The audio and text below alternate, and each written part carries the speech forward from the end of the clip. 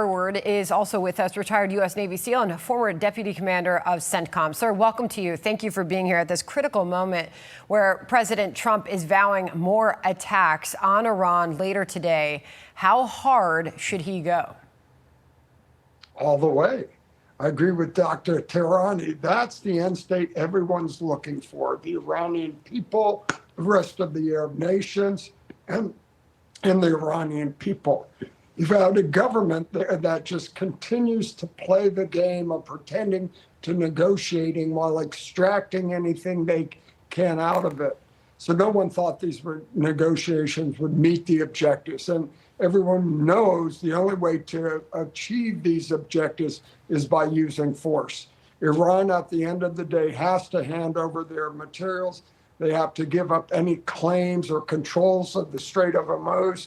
They have to stop funding their surrogates, and they have to stop their missile and drone programs. Everyone knows that. The administration knows that. They were trying to work it through a politically approach, but that's not going to achieve the objectives. So they're going to have to use force to meet all those objectives. And there's a large population in Iran that supports that. The Arab countries support that because everyone wants long-term peace and stability. And the only way to achieve that is by getting rid of the current government of Iran. Well, Admiral, this was President Trump earlier today when asked if he'll attack Iranian power plants and bridges.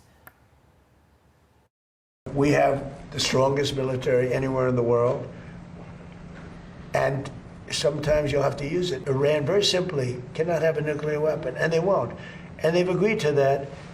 All they have to do is they have to start signing a paper. It's fully negotiated. We have a fully negotiated, but they're tapping and tapping. And I say, all right, let's give them a couple of more days. They're tapping because it's a meaningful paper. You know, and Admiral, as you watch that, you realize and understand, too, that part of these public statements from President Trump are obviously also part of the negotiations and part of the diplomatic process. But it's also part of a military strategy.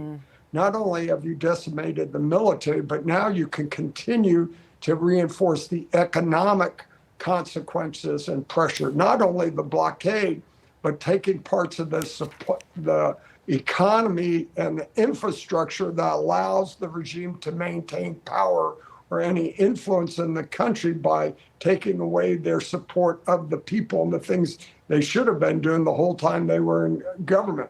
So again, it's a very sound strategy to drive internal dissent against the regime as if there's not enough already out there.